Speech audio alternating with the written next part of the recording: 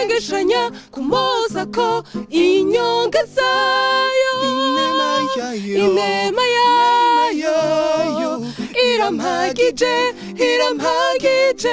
inema yayo irampagije zoba kamimana ngira neza. Jenny twa Olivier Nduwimana nkaba ndongoye umugwi wo guhimbaza Imana wa gospel witwa Seraphim Songs. Seraphim Songs yatanguye kuririmba umugwi watanguye mu 2006 mu kumunani, ariko novuga nti abadukurikira batanguye kumva ibikorwa vyacu mu 2008 igihe twasohora album ya mbere, kuko urumva twatanguye muri 2006 mu 2006 ariko album ya mbere yasohotse mu 2008. Cyo dukora igiteramo ca mbere mu 2011, igiteramo ca kabiri twagikoreye rimwe na sortie album ya kabiri yitwa Impundu, yasohotse ariyo n'abantu benshi bamenye cyane, yasohotse mu 2012. Nivyo mwaduheruka kera na benshi bama bariko barabitubwira.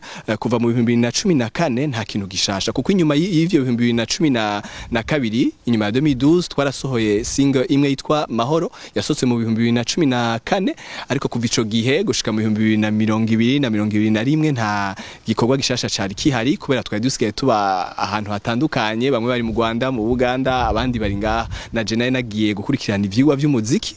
Ubu rero ikintu gishasha caje nuko EP igizwe n'indirimbo zine, nkuko nababwiye twaragize ikibazo kubera ibi vya covid, nuko kuntu dutandukanye zigenda zisohoka ari imwe, ariko zibiri za nyuma zasohotse muri uku kwezi kwa gatandatu.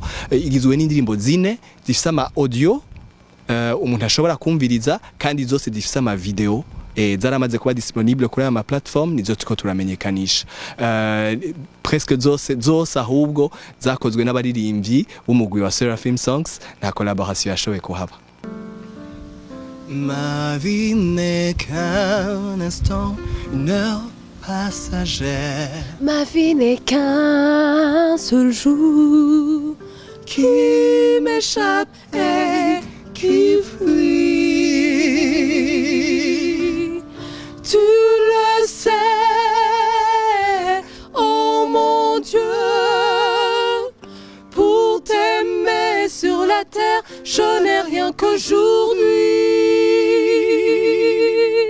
Tu le sais, oh mon Dieu, pour t'aimer sur la terre, je n'ai rien qu'aujourd'hui. Oh, oh, oh, oh, oh, oh.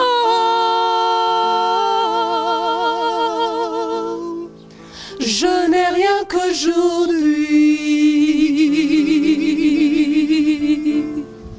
Gospel mu Burundi par rapport ya twebwe uye twarateye imbere mu kuririmba amajwi, umuziki, image z'amaclip ni ibintu biba bisa neza par rapport ya kera, kubera ubwa mbere ntivyari, sinovuga ngo ntivyari vyiza, mugabo ntivyari bisa neza nkuko umuntu aba avyifuza. Ariko ubu twarateye imbere n'umuziki n'amajwi, n'abakora umuziki, n'abakora ibi aya mantuzenya y'ama image, ni vyiza cane. Urumva rero ubu ico no bamenyesha nuko tutazosubira kumara imyaka ishika hafi 5-6 atagikorwa. Tubembereye ko tugiye kuzana ibindi bikorwa, ariko uko nyene twako turavye experimenta, twarabonye ko bisaba beaucoup plus de moyens, bigasaba kandi no kwitanga cyane nkuko yabivuze ko benshi basigaye bafise n'ama responsabilité atandukanye, ariko bishobora gukorwa.